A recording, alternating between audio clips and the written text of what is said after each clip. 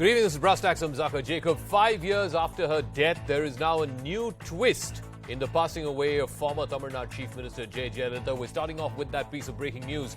Right up first here on Tacks, the Justice Arumugaswamy Commission, which was instituted to probe the circumstances leading to the death of then Tamil Nadu Chief Minister J. Jayalalitha, has submitted its report, and based on the report submitted by the Arumugaswamy Commission, which had probed the demise of the former Chief Minister, there is now a fresh probe that has been ordered by the government of Tamil Nadu under the DMK Chief Minister M.K. Stalin. The new probe will go into the treatment that was given to Jayalalitha during her 75 days in hospital. In fact, the inquiry will include a probe against Jayalalitha's closest aide, V.K. Shashikala, her son-in-law, in fact, Dr. Shivakumar, as well as former health minister of the previous AIADMK government, Vijay Bhaskar, and the former chief secretary, Ram Mohan Rao. Now, these were recommendations made by the Arumugaswamy Commission, and this commission submitted its report on Saturday, 5 years after it was set up to probe the death of former Chief Minister J. Jayalalitha. So let me go across to Purnima Murli, who's joining us with more details on this. So, the Arumugaswamy Commission recommending the probe against some of these closest people of Jayalalitha, her inner circle as it were, and now the Stalin government acting upon that recommendation. Has there been any reaction yet from any part of the AIDMK, whether it is the Paneerselvam faction, the EPS faction, or even for that matter from Shashikala or people close to her? Well, sources from the Sasikala camp we spoke to said that these were on the expected lines, considering that V.K. Sasikala, the intent of this entire commission was to ensure that things be pointed against V.K. Sasikala. So this was something that they expected because, this has been happening for the last 5 years. It was set up 5 years ago. 5 years, more than 12 times they've asked for extension. Therefore, they have decided that even after the AIMS report had given a clean chit to the treatment meted out to former Chief Minister, the Sasikala camp expected that things could go against V.K. Sasikala in terms of who asked for CCTV footages to be switched off at Apollo Hospital, who had given instructions for the Z security to be to pack up after she was admitted at Apollo Hospital. So this was something that V.K. Sasikala faction had expected. O. Paneerselvam, even though he said that he does not doubt V.K. Sasikala, this is going to be an advantage EPS because EPS has always distanced himself from V.K. Sasikala and O. Paneerselvam, who now remain on one side. So we'll have to see how V.K. Sasikala now reacts. But this was an expected lines is what V.K. Sasikala camp tells us at this point in time. What is the defense from the government, particularly to the question of, I think it was the All India Institute of Medical Sciences just a few days ago, had come out with a report which seemed to give a clean chit, at least to the doctors who were treating the former Chief Minister and certainly the line of treatment that was given out to her. What is the state government's defense as to why, after the AIMS report, there still is the need for an inquiry against Shashikala and others? Well, M.K. Stalin, in his campaign ahead of 2021 state assembly polls, one of the things that he highlighted during his campaign was to ensure that there is a thorough probe into the treatment given to J. Jayalalitha, resulting in her death.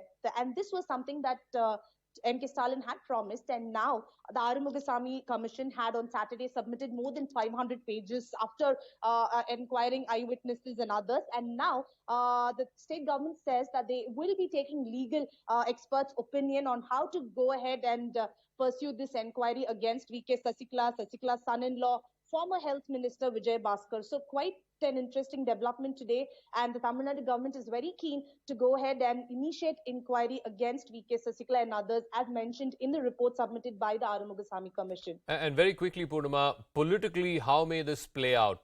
Certainly for the DMK government, ordering this inquiry after 5 years of the Arumugaswamy Commission, and then that report was submitted over the weekend, as you said, and now they have found cause to order an inquiry against the likes of Shashikala, her son-in-law, the former health minister. And politically, how may this impact the AIDMK and particularly V.K. Shashikala, OPS? They're trying to do this unifying game in what has been a sort of fratricidal fight, if you will, with the EPS side on the other hand.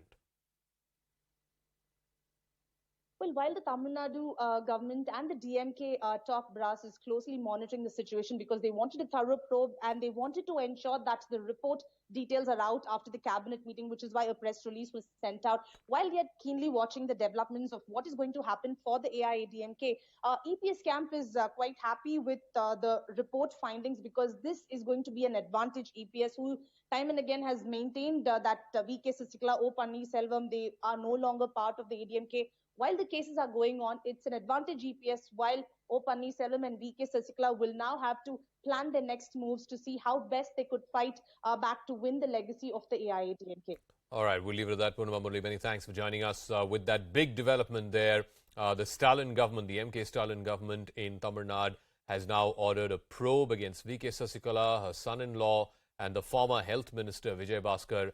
This is basis the Arumugaswamy, Justice Arumugaswamy Commission report that was submitted to the state government over the weekend. Meanwhile, from Tamil Nadu, let's shift focus to Karnataka, where a very influential Lingayat Seer has been accused by 2 minors of sexual exploitation over a period of many years.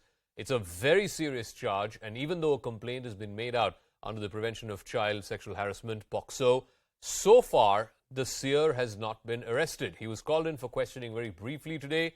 The police, even after 3 days, have not recorded the statement of the young victims. Now, what is worse is that not one politician from Karnataka, whether from BJP, Congress, JDS, you name it, any mainstream political party in the state, has come out and unequivocally supported the victims. Either they are kowtowing to the Swamiji or they are playing it safe ahead of next year's elections, not wanting to alienate a powerful vote bank in the Lingayats. The question, though, is how can we play safe with our children's safety and their very future?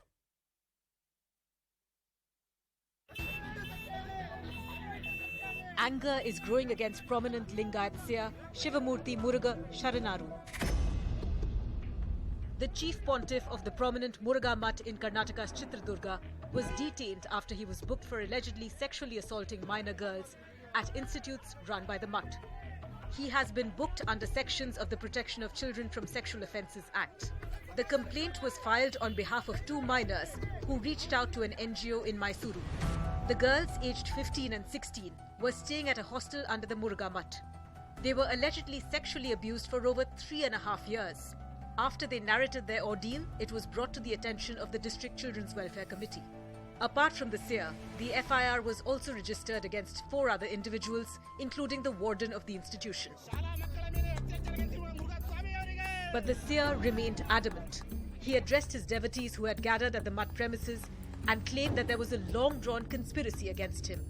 Karnataka Chief Minister Basavaraj Bommai was tight-lipped on the matter, saying the truth will come out. 2 ಕೇಸುಗಳನ್ನು ಪೊಲೀಸರು ದಾಖಲೆ ಮಾಡಿ ತನಿಖೆ ನಡೆಸ್ತಾ ಇದ್ದಾರೆ. ಈ ಸಂದರ್ಭದಲ್ಲಿ ನಾವು ಮಾತನಾಡೋದಾಗಲಿ ವ್ಯಾಖ್ಯಾನ ಮಾಡೋದಾಗಲಿ. Even Congress State President D.K. Shivkumar didn't criticize the seer. I have seen that he is a very noble man who has done some great contribution to the state. Let me not interfere with whatever the police or the government is doing late. In the run-up to next year's assembly elections in Karnataka, both the Congress and the BJP have been trying to woo Lingayats. They make up nearly 17% of the state's population and can determine the poll outcome in 90 to 100 constituencies. But will that come in the way of a fair probe against the Lingayat Seer? Or will the fight for votes come before justice?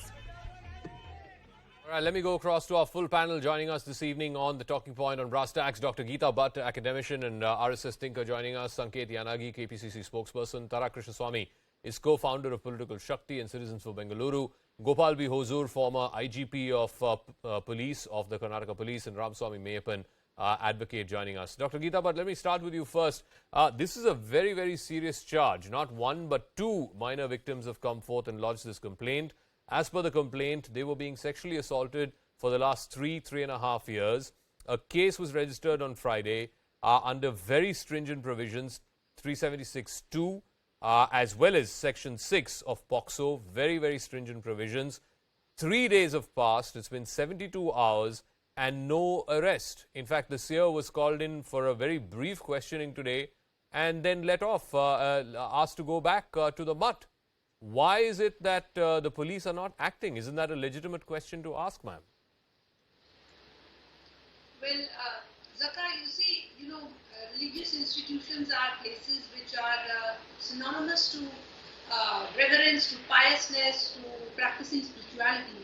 And when such institutions, or their representatives, their leadership, when they are accused of, such kind of such a heinous accusation for minor girls being sexually abused, it is something which is really very shocking.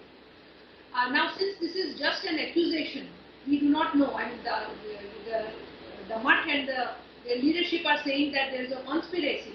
But if it is true, then I think, this is nothing but exploitation of the belief of the people in such leadership, religious leadership and such sects.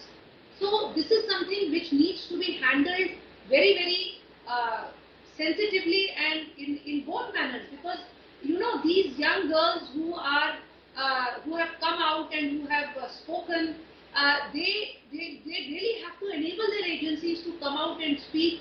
And if it is true that they for last 3.5 years, and because these institutions, they are a lot of schools, colleges which are being run under them. This is kind of, it puts a big question mark even on these other academic institutions which are there, or those students who are studying there, the apprehensiveness in their parents. So it's, the ramifications of this kind of a news coming out is something which is very shocking. And yes, we do need to look into it, investigate it properly, and come out with the truth. Sanket Yanagi, the fact is that, it's not just BJP, even Congress or JDS for that matter, not one politician has come out today and said unequivocally that we stand by the victims. These are very, very serious charges. Very, very serious sections have been invoked. There's no reason why this Seer has not been arrested yet. If it was anybody else who has been booked under Section 6 of POCSO or 376(2) of the IPC for rape, would have surely been arrested by now, and that too minor children. Why is it that people like Mr. D.K. Shivkumar today came out and said, this gentleman is noble, he's contributed greatly to society? Well, he may well be all of those things, but he's also accused by not one but by two minors who are also saying that there are others, not just these two. They're also saying that there are other minor victims who've been sexually exploited by this Swamiji. Why are politicians not taking a stand, sir? Firstly, we may have to differentiate this complaint from the other complaints which are just a complaint under the POCSO Act. Here, there are two circumstances, two individual complaints. One is under the POCSO Act against the Seer and other 4 members. And there is another complaint for alleging kidnapping and using the criminal force. So these two are running into different dimensions, and these two are running into two opposite directions more specifically. So this is these two complaints give rise to two suspicious circumstances which are running contrary to each other. So that being the case, it is not a straight-cut case wherein one can be booked or charged or arrested or taken into custody, unlike the normal case under the POCSO Act. That is one circumstances, which is a legal hurdle. And second aspect is that this is not an ordinary case. This is a case where 2 minors have approached an NGO and the NGO have then approached the police. The police were apprised of this. The complaint was filed, I think, on Friday. Today is Monday. And he's just been called in for an hour's questioning. That's it. No other coercive action. And no politician, from Yediyurappa to D.K. Shivkumar to H.D. Kumaraswamy, they're all rushing to give a clean shit to this gentleman. Why? This is a case we must allow the investigating agency to independently act and probe the matter. We may not have to pressurize them. It is not the duty of the political parties to pressurize the investigating agency to act in a particular manner without there being a proper investigation. And everyone should cooperate the investigating agency now. No, there seems to be some kind of a different yardstick or a different standard, as I see it, for people from religious institutions who are accused of such grave crimes. There's no reason why the law of the land should not apply in full force like it would do if anybody else was the accused person in this case, let me ask Gopal B. Huzur, as a former top cop in Karnataka police. Mr. Huzur, why are the police seemingly dragging their feet in this case? Like I said, these are not small charges. This is not some petty crime that somebody's been accused of. There is this 376(2) for rape and Section 6 of POCSO. I think let me answer the first part of the discussion that was taking place about different politicians speaking, not joining support with the two victims. I'm not a politician, nor am I having any political affiliation. But the political executive, the head of the state, that is the Chief Minister, Mr. Basavaraj Bommai, in unequivocal terms has said the law will take its own course. The case was registered in Nazarbad police station in Mysore. Subsequently, because the place of the offense, alleged offense, is supposed to be in Chitradurga, the case was transferred there. The first thing is that the case was registered, case was transferred. The CWC has recorded the statements, and the police have today conducted the Panchnama of the place where the alleged offense is supposed to have taken place. Now, the whole criminal justice system is to come into play. It's not just the police. It is the whole criminal justice system. The POSCO Act is very stringent, very strong, very progressive in support of child abuse. And I think, to the best of my understanding, the Karnataka police are on the right lines. They need to go by the evidence available. As one of the panelists said, see, this case has been registered maybe 3 days back, but the incident is supposed to have happened 6 months back in one case and 1 year back in another case. The children go missing from the hostel. They are under the captivity of somebody against whom a case of kidnapping has been registered, and that also is being investigated. So the police have to be extremely cautious when they investigate a case. You said whole hog, they should go arrest the Swamiji and bring him to book. I agree, if the Swamiji is guilty, there is no question of sparing him. But you must allow the police to conduct proper investigation under the criminal justice system, and which Sir, I of think course, the Karnataka nobody police wants are to doing. jump the gun, nobody wants to put the horse before the cart, Yeah. of course. Yes. My simple contention was, had the accused person been somebody else, not an influential religious figure, not somebody who has the ability, and this is again a yardstick of law, if the person is influential to either tamper with evidence or to influence witnesses, then the law should be doubly protective of the victims. This is a standard of law. But my question, if it was an ordinary person who was accused of the same crime, would the police have approached this case in the same fashion that they are doing today? No, you are extremely right. In my personal opinion, the police should approach every case, however high and mighty one is, with the same standard of investigation. In this case, okay, very high profile Swamiji is there. It has political connotations, it has religious connotations. The Swamiji has done a lot of good work, supposed to have done a good work. I have worked in that district long back, maybe 35 years back, an extremely progressive Swamiji. But now today a case is registered, it needs to be investigated. The police have been given a free hand. In my opinion, the police are investigating and taking it on the right line of investigation. Okay, Tara Krishnaswamy, Mr. Hosur says you have to give the cops time, you have to allow them to do their job, to allow the legal process to take its own course. Do you believe the Karnataka police and the actions that we have seen so far, whether it is from the state or from the police, and of course the reactions we're seeing from different politicians of various hues and stripes, do you think that this is in keeping with the seriousness with which this case should be dealt with? Or is there a feeling that there is some kind of a go slow, unofficially if not otherwise? Tara. Zakka, the what worries us, is as citizens and activists and women, is that it takes enormous courage for the young women to come forward, girls to come forward against. There is a huge imbalance of power here, right, between the complainants and the accused. And it takes enormous courage to come forward, even when there isn't an imbalance of power. And with this situation, politically fraught as it is, it's a terrible situation for these women to have been in, girls to have been in. So we must, the government must, the state must stand by those who have come forward and ensure an impartial and thorough investigation to make sure that justice is, But why is upheld. no politician coming out and saying that? Mr. Yes, so that- Yediyurappa comes out and says that there is no truth in this. It is a false charge. It will be known after the completion of investigation. He will come out clean. Mr. D.K. Shivkumar says this Swamiji is a noble gentleman. He has contributed in a great way to Kannada society and to Kannada people. No one is coming out and standing by the victims, at least not unequivocally, as they should. That's what I'm saying is the scariest part of this is how politically fraught this has become.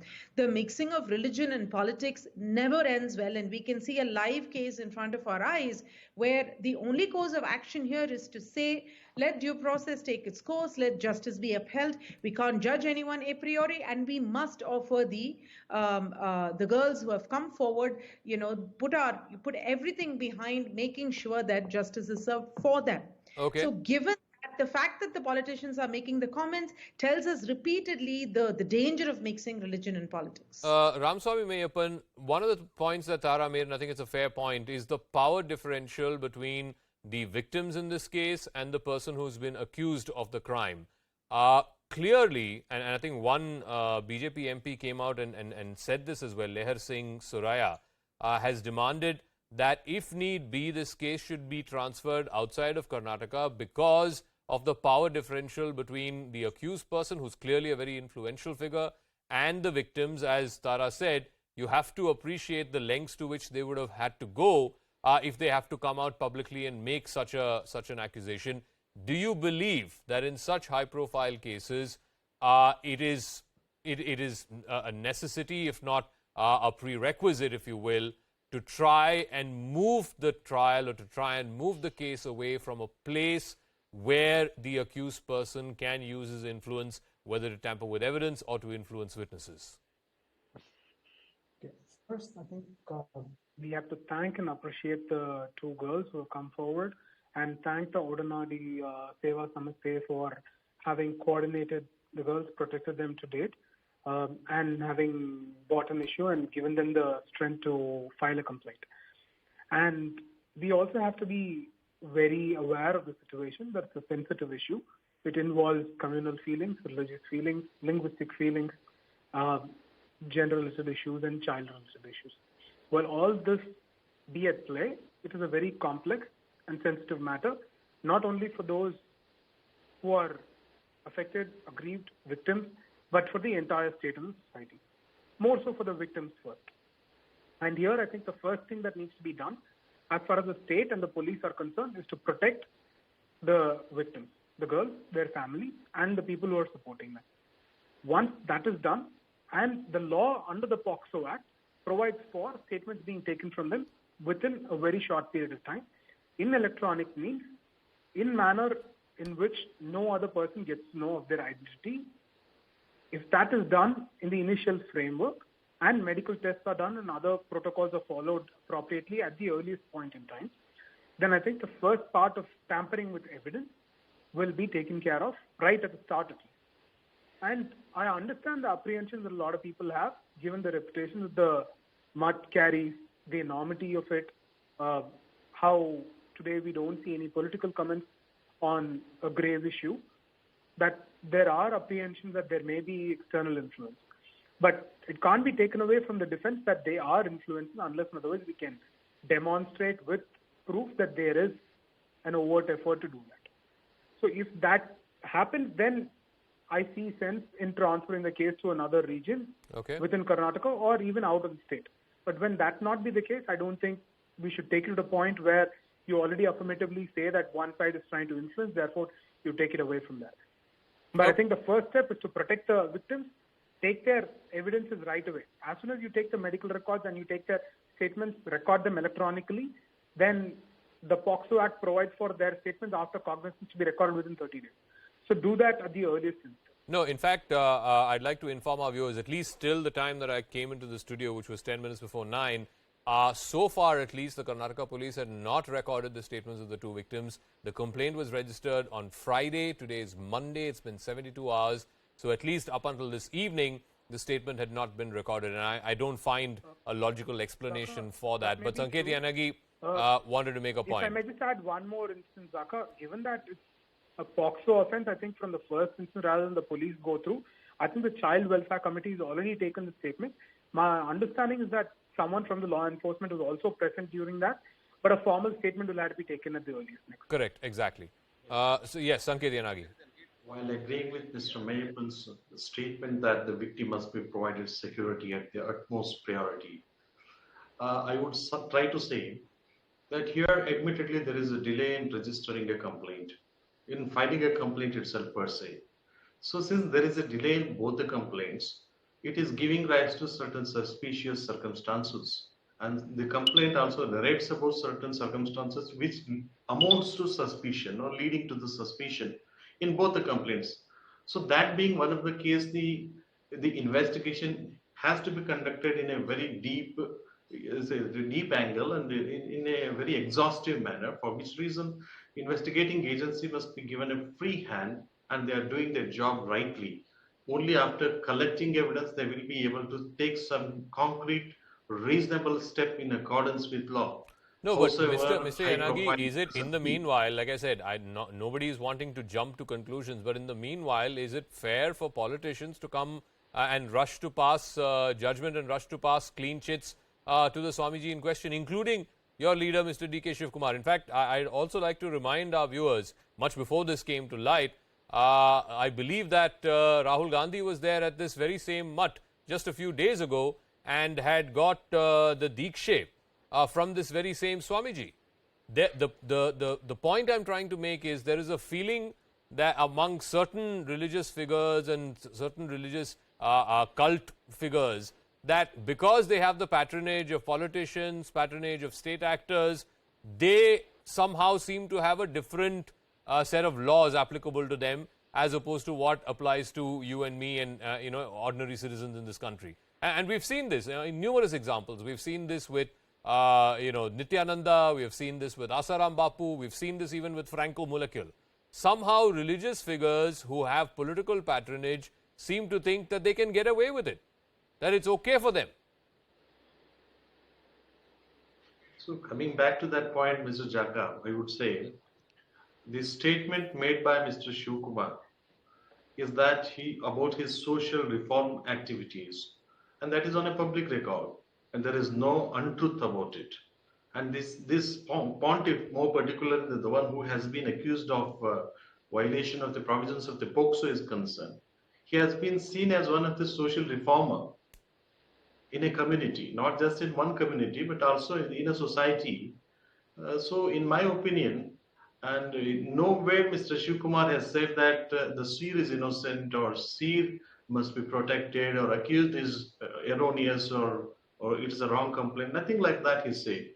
And it cannot be presumed that he is justifying or the Swamiji, or he is supporting a Swamiji, or he is not supporting an accused. But one thing he has made it very clear, that investigation must be conducted.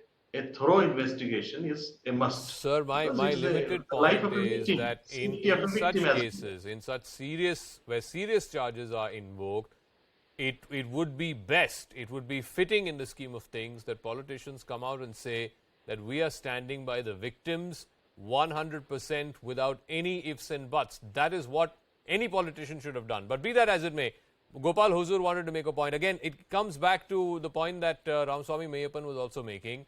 Yes, the District Child Protection Committee has recorded the statement and is bound to record the statement. But what about the police, sir? Why the police 72 hours on not recorded an independent statement of their own from the victims? Actually incorrect. The police are present when the statement is recorded. They are not in uniform. Women police are present. Thereafterwards, the police have made a request to the magistrate, the judge, to record the statement under 164 of the CRPC, which has got a lot of evidentiary value. I think probably in a day or two, these statements are going to be recorded. The girls are being given protection. I think the state is responsible and state will be responsible. What politician says about the Swamiji's good deeds, they must be speaking of. But as regards, I'm only focusing on the investigation of the case. Sir, as far as I know, as far as my information is concerned, the protection that's been given to the victims as of now is through an NGO, is through one of the district committees there. As far as I know, there is no police protection yet to the two girls. No, actually, in fact, the POSCO Act and the Juvenile Justice Act prescribed that. And that is the way in which it is done. Uniformed police are not expected to be present there.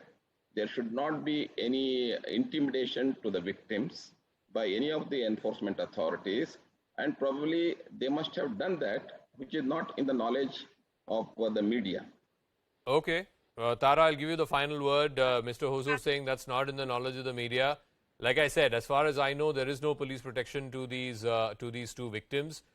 They in fact approached an NGO, a district committee, which then finally encouraged them and took them to the police to file this complaint. Absolutely. In fact, Tara, yeah, thank you. Yeah, in fact, the team working with them had to really fight to get POXO-friendly, child-friendly officers to be with the young girls as they were being questioned. The shocking thing is that also the ex-CM Yediyurappa has explicitly said false allegations have been made against the Seer. There is no truth in it. He's basically declared a verdict even before the investigation has, taken the first couple of steps. So I think there's a tremendous amount of, political influence and pressure at play here, which is why I felt that there is a huge imbalance of power against the girls. And given that it is a hostile situation, not only those two girls, but the other girls should also be taken care of until the investigation concludes and either innocence is established or otherwise. And this needs to happen at, war footing, because these evidences are, not necessarily, they don't always last a long time. And also there's you pressure. Look at those pictures. They were, I think, being taken for a medical examination. Of course, their faces were covered, their identities were hidden. But right in front of that ambulance, in front of police folks, you can see supporters of the Swamiji raise slogans against these kids, against these 15, 16-year-olds. I mean, you have an ex-chief minister making a comment, exactly, saying explicitly false accusations, he is not guilty. Perhaps he is not, but that's for the police and the courts to establish, right? Police to investigate and the courts to establish. It's premature to make that statement. Okay, we'll leave it at that. Like I said, we have to leave some issues outside of politics, or some issues in this country have to be above politics, and one is definitely the safety of our children. You cannot have 15, 16-year-olds come out and lodge such grave accusations against people of great influence and great power. And I think that point that Tara made about the power differential is absolutely well taken, because imagine what they would have had to go through to come forth and publicly name the person who's been harassing them for a number of years. So I don't know about politicians, but certainly it is the job of the media, it is the job of civil society to stand with the victims. Yes, there has to be a thorough probe. Yes, there has to be a fair probe. Nobody should be pronounced guilty before the probe is finished. But precisely because of this power differential, it is incumbent upon all of us to stand by the victims without any conditionalities, without any ifs and buts attached to it. All right, I want to thank all our guests. I want to move on to the second story, an equally shocking one. This one has come out from between Haryana and Goa. The mystery over the death of BJP leader Sonali Phogat is deepening by the day. Now there is a brand new twist.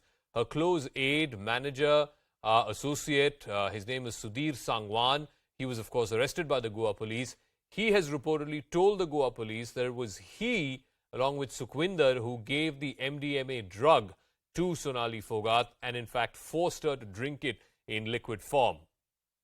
CNN News 18 has exclusively accessed the case files of Sonali's death. But first, the story that has completely shocked both Haryana and Goa.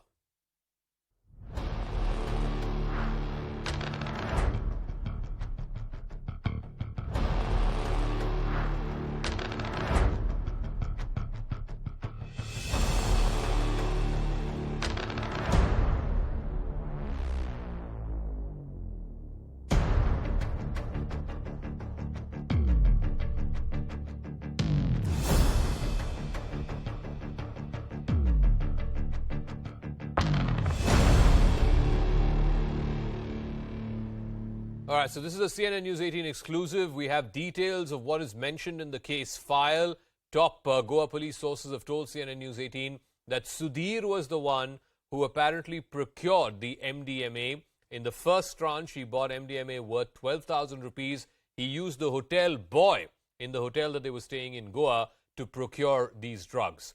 Then Sonali, Sudhir and Sukhwinder, the three of them, first consumed this drug inside their hotel room, after which Sudhir carried the remaining MDMA to Curly's, which is a beach shack, which is also right under the scanner now. Its owner has also been arrested. All three of them consumed this drug in Curly's once again. Then Sonali started feeling uneasy. She vomited repeatedly, and that's when Sudhir and Sukhwinder realized that perhaps she was overdosing, perhaps she was ODing. Sudhir then left the MDMA packet, the traces of which were there, inside the flush tank of the ladies' toilet in Curly. So that is what top Goa police sources have told CNN News 18. Let me go across to Anshul Singh, who is joining us live from Panaji. Anshul, first things first, make sense of this for us. If all three of them consumed drugs in the hotel room first, then in Curly's, then how come it was only Sonali who consumed in such a fashion, in such a manner that she OD'd on those drugs, but the other two seem to be fine, at least health-wise?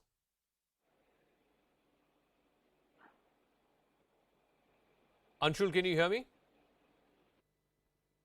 All right, I'll go across to Anshul in a moment. We'll try and get that link fixed with Anshul, my colleague, who's joining us from Panaji. But let me open this up to our other guests as well. Hemant Attri, senior journalist, is joining us. Shashikant, former DGP of Punjab, and Dr. Ranjit Singh is a forensic expert and director with the SIFS Forensic Lab. Let me start with Hemant Attri. Hemant, very, very shocking details are emerging with each passing day about Sonali Phogat and her final few hours. One basic question that's being asked is, if this was drugs that was consumed by a group of friends or acquaintances, then how come only one person is dead and the others seem to be healthy and fine? Clear-cut case of conspiracy. There is no confusion about it. See, there are three people. And how they reach Goa? There are many questions which still remain, which are not replied to. Number one, first and foremost, nobody has picked it up. Sonali Phogat was given a PSO by Haryana government. She was having a police constable with her. And, hello? Yes, go on, Hemant, go on, I can hear you. Yeah, can you get me? Yes. I know. She was having a PSO, personal security officer from Haryana government. Where was the PSO when she was leaving from Gurgaon to Goa? Yeah. Where was he? He was told by Mr. Sudhir Sangwan that he should rest there. He is free for next 4 days. He was not taken along. She is a protectee, point number one. Number two, they reached this particular resort or wherever you call it, the restaurant, and then they start having their dinner at 10 p.m. in the night. Subsequently, they go for this MDMA drug. See, in Goa, MDMA is a bit of concentrated CNS stimulant, as I am told by my forensic friends. If you get it in Delhi or in Haryana or in Chandigarh, it's a bit diluted. Both of them were aware of it. They served her, and you can easily see it in the CCTV footage that she has been forcibly given by none other than Sudhir Sangwan in a bottle. Once she lost her balance, she lost her control. Yeah. She was taken limping to a washroom. She was kept there in the washroom till 4:30 a.m. in the morning, wee hours. If somebody has some health problem, where would you take him or her to? You will take her to hospital. They took her to hospital, rather they posed to take her to hospital about 7 a.m. in the morning, and they informed their parents at 8 a.m. in the morning.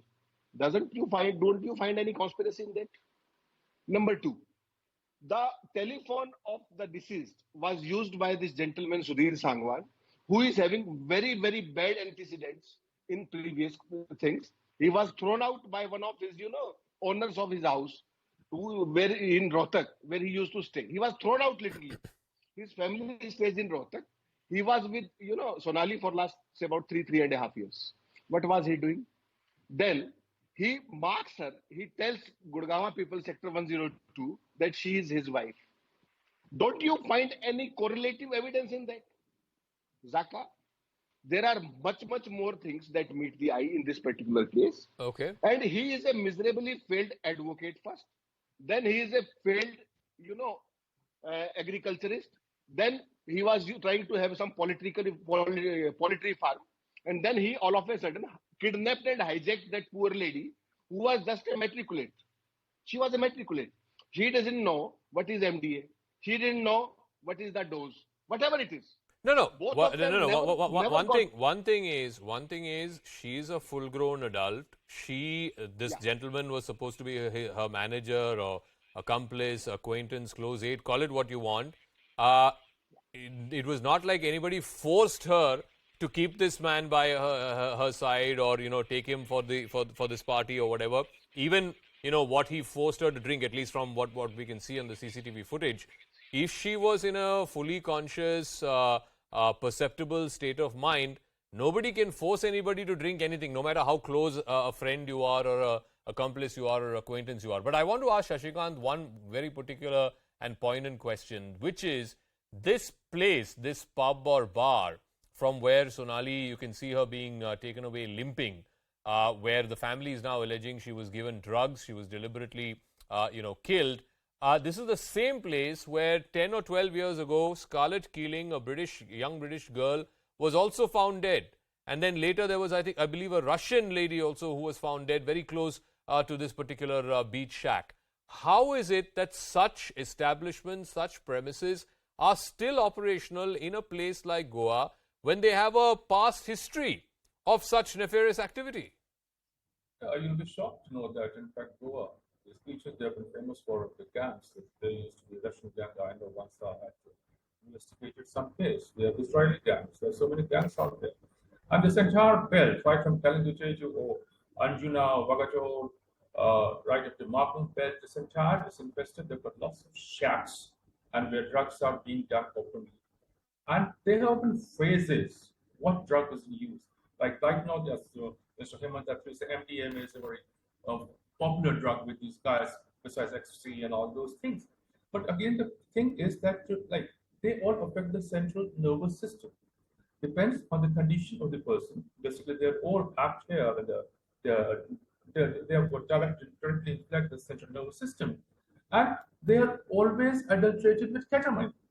What kind of ketamine was there? What kind of adulteration was there?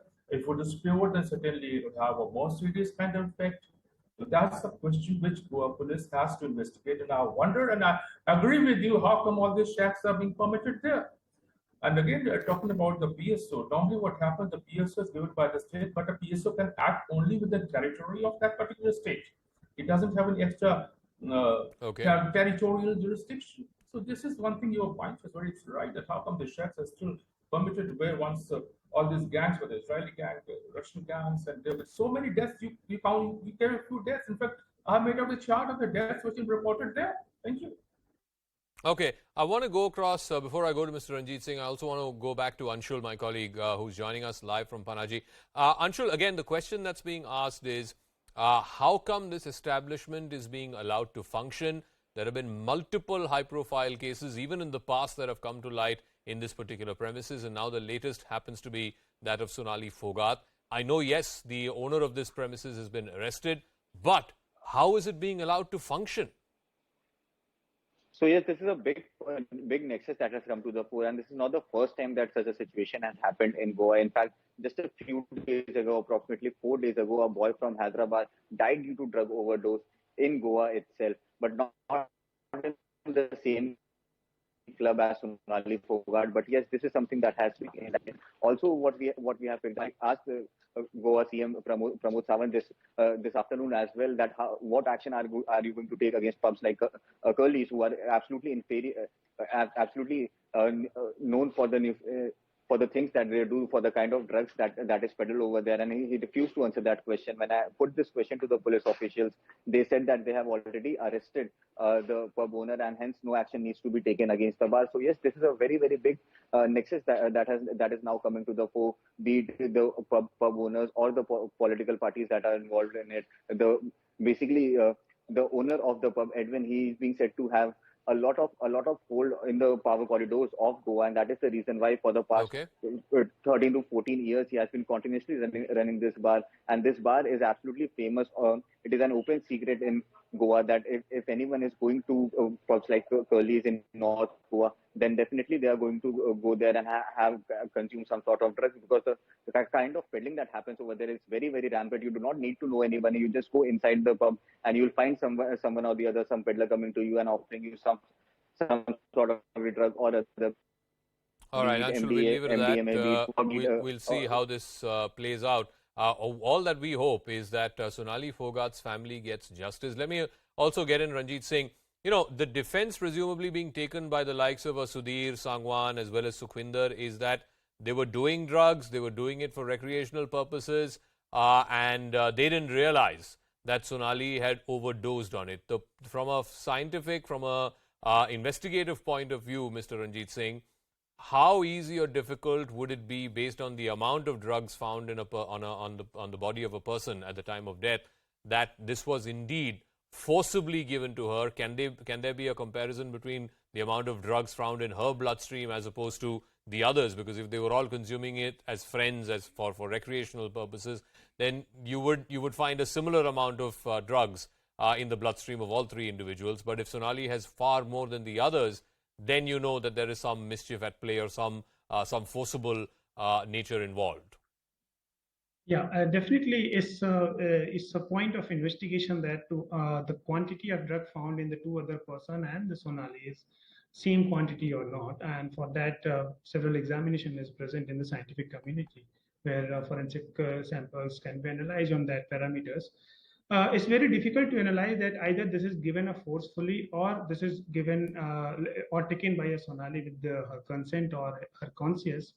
But yes, if the all three person are taking together drugs and the quantity is different, then obviously there is a doubt of the foul play.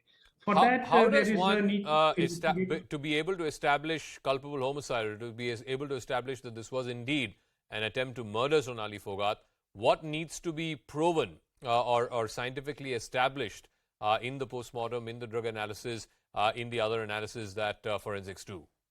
Yeah, apart from drug analysis, we have to be do the investigation on the part that what is the motive of giving such a high amount of drug to Sonali and compared to the other two person. We have to be very cautious about analyzing the digital evidences present, like CCTV footage, their mobile details, their WhatsApp chat, from where they are procuring this drug, what is the purpose, and why they that particular night they have given the extra dose. Are they taking these drugs into the past also? So all the chain of event we have to be take care during the investigation. Then we can finally reach to the conclusion either this is a culpable homicide or this is a accidental kind of death. Or it's very important to do the proper investigation and adding each and every point into the proper chain so that we can establish through their digital either what is the motive behind that. If they are overdosing and they want to kill her, what is the motive behind that? So it's very important. As you said, every murder has a motive. In this case, I think that's one of the primary things that the police will try to investigate. What does Sudhir and what does Sukhwinder gain by murdering Sonali Phogat? Was there any other transactions that were transacted between these three individuals? Was there some kind of property involved? Was there politics involved? All of these are going to be matters of investigation. In fact, a Goa police team is going to be in Haryana tomorrow, so we'll get further details through the course of tomorrow as well. In the meanwhile, I want to thank Hemant Attri, Ranjit Singh and of course Shashikant for joining us. We'll be on top of this Sonali Phogat murder mystery. I'm going to take a quick break here in the program. When we come back, heavy rains, massive rains, in fact, across Karnataka. The Bangalore-Mysore highway flooded in large parts. We'll have details of that and a lot more right on the other side.